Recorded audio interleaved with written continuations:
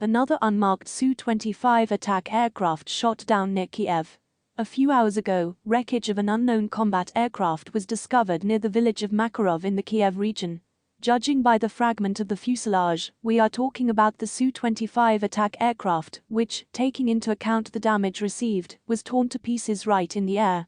On the presented video frames, you can see that the plane received critical damage and actually broke into several parts.